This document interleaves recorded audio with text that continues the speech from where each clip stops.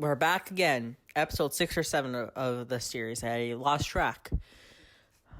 And since the Oilers season is paused until the 27th, let's be honest, that game might get pushed back as well.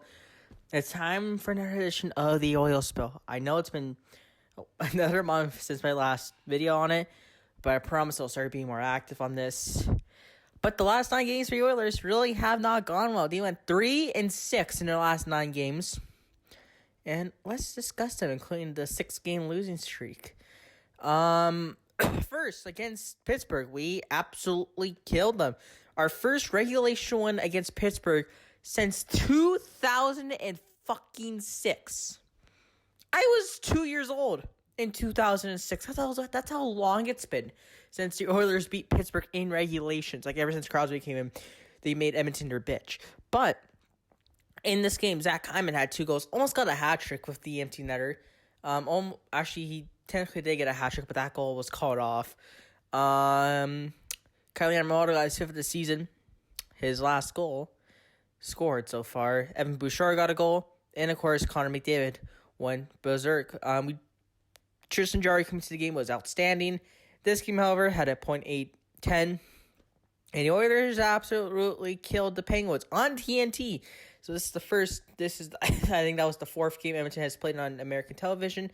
And this was their first win this season on American television because we lost to Dallas, we lost to Buffalo, and we lost to Philly. So, yeah. Mikko Koskinen had a .941 save percentage. He was great, as always. Maybe not as always, but he was great. Then, this is when the downhill starts. December 3rd against Seattle.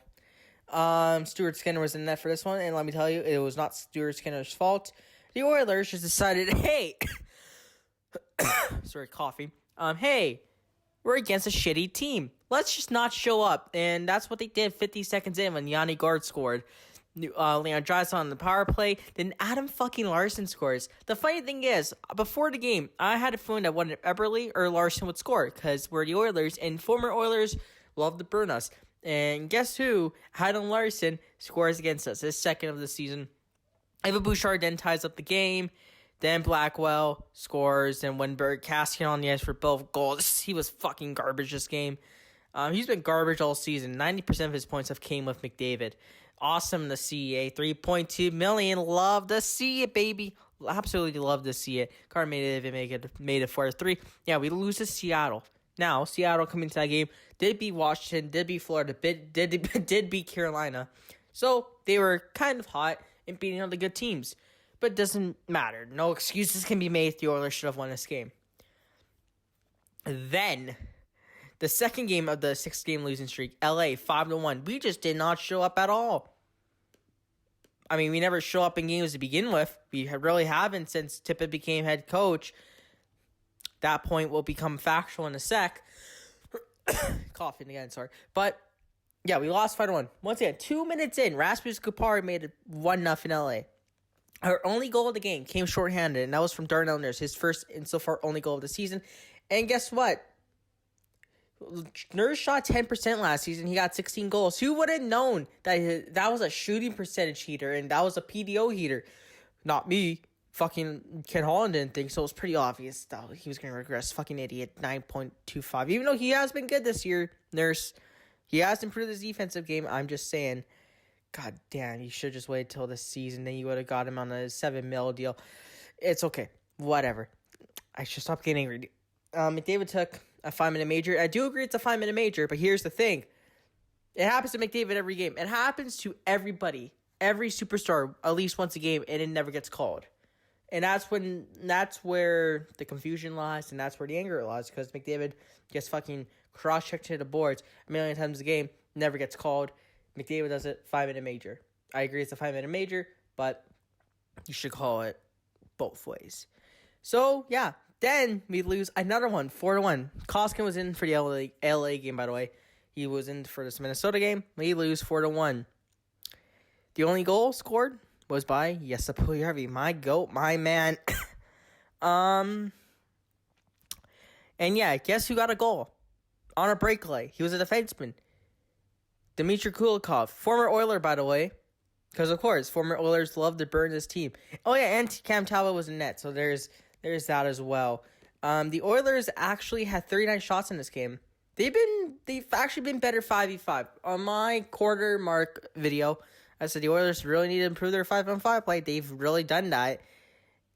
And during the 6-game lose streak, they were fine 5v5. They just lost every game because they went 15-5 to start the year, so there was supposed to be regression, and it came all in one streak. But yeah, the Oilers also went 0-for-5 in the power play, which is very bad. But then you realize for every power play, Tyson Barrie was out there, so it literally makes sense why it sucked, because Tyson Barrie cannot play on the power play whatsoever. Put Bouchard there. Bouchard literally has more points than Barrie. If Bouchard was on the power play, he'd be a point-per-game defenseman. Okay, maybe not that far. But he at least have 30 points, and that's the truth. So, yeah. Not a good game by the... I mean, it was a good game by the Oilers, but they didn't get the bounces, and they lost. Then, the fourth L came against Boston. Stuart Skinner was in there for this one. He made 28 saves out of 31 shots. He actually played really well this game. There was only one even strength goal, and guess what? That was the game winner with 3 minutes left by the Boston Bruins. And the Oilers special teams once again had to really carry the load. They went 2-for-5 on the power play, I think, this game. Let me just double check. Yeah, they went 2-for-5. They also let in one shorthanded goal, and they let Jake DeBrusk score, hometown boy. I'm happy that Louis got to see his son score live, but maybe don't do that. That was on the power play. Dressel got both goals in the power play. It was just a mess of a game. I think half the time I wasn't even paying attention because I was so out of it. And now we go to the 5th straight loss. Koskinen was in there for this one. I was supposed to go to this game. Ethan Bear's return. Ethan Bear actually got a standing ovation during the anthem. Every time he was shown on the screen, his first shift. And he got the loudest cheer ever during a video tribute. More than Eberle, more than Hall. I really miss Bear. He's been struggling lately in Carolina. Hopefully he picks it up. But we lose 3-1. Once again, the Oilers decided to take another night off. Very common theme until we get to the 2 recent wins. So, Nugent Hopkins scores his third of the season. He's been better. He needs to really shoot the puck more, but I think he'll still get his 20 goals. Carolina absolutely dominated the second period. I think their shots were like 15-5 in favor of Carolina. It was something crazy like that. Then Koskinen gift wrap the third goal of the game, which was the 3-1 goal. It was just a bad bounce. I don't know what Koskinen was doing to begin with. Then the Oilers got almost scored with a minute left. Nuge redirected the puck with his skate. But then Anderson made some crazy save. It was just what the hell was going on. And yeah, the Oilers lose their 5th straight, and this is the first game of the boos. Yes, the boos were showing at the end of the game. It was not good. And now we head to the Maple Leafs game. The final loss of this losing streak, which was the 6th straight game. We went from 16-5 to 16-11, which is awesome. This game also included the jersey toss. It was a cheap knockoff, but a jersey got tossed, and rightfully so. This game, Dave Tippett was out due to COVID protocol. There's a couple other players, think McLeod. It's hard to keep track at this point, but yeah. And notice, we actually started on time this way, by the way. We actually started on time, by the way. I've re-recorded this session 6 times because a lot of disturbance going outside my room right now. But yeah, we actually started on time. We didn't play that. We actually dominated for most of the game, to be honest. We kind of deserved the point. The shots were 36-25 in favor for us. Just the thing is, the Leafs just have our number for some reason. We absolutely deserved the point this game. And notice another thing: the bottom 6 scored without Tippett. We'll get more into that in a sec. So yeah, we lose 5-1. Austin Matthews 2 goals. Colton Seaver got the bottom 6 goal, by the way. And also, I like Seaver so far. He's a great defensive guy, great energy bottom 6 guy. Hopefully we bring him back. I love him more than Devin Shore. Way more. So yeah, now we get to the 2 recent wins. Now, Columbus was the first game in 6 years where I actually missed because I went to go see Spider-Man on opening night. I was like, you know what? Screw the Oilers. I'm going to watch Spider-Man. It was a great movie. But yeah, Skinner was in it for this one. Edmonton wins 5-2. I did watch the highlights. Well, I did actually record the game, so I actually went back and watched the whole thing. So technically speaking, I didn't miss it, but I didn't watch it live. Whatever. But, so the Oilers won 5-2. They got 3 goals in the first 10 minutes. They started on time for the second straight game without Dave Tippett. Wink, wink. Puljujarvi got 2 goals. Derek Ryan, bottom 6th player, got a goal without Tippett for the second straight game. Wink, wink. Oh, Perlini scores another bottom 6 goal without Tippett. Wink, wink. And the Oilers win 5-2. Warren Foegele finally gets off the schneid. And yeah, we absolutely dominated Columbus. We deserved the win. So you're starting to see a bit of a pattern now since Tippett got placed in protocol. And the Seattle game, really opened your eyes. We won 5-3 against Seattle this past Saturday. And this was the Oilers' best game of the season. I know on the score clock it says, 5-3, really? The shots were 41-17 in favor of the Oilers. Their best defensive game of the season and their best offensive game of the season.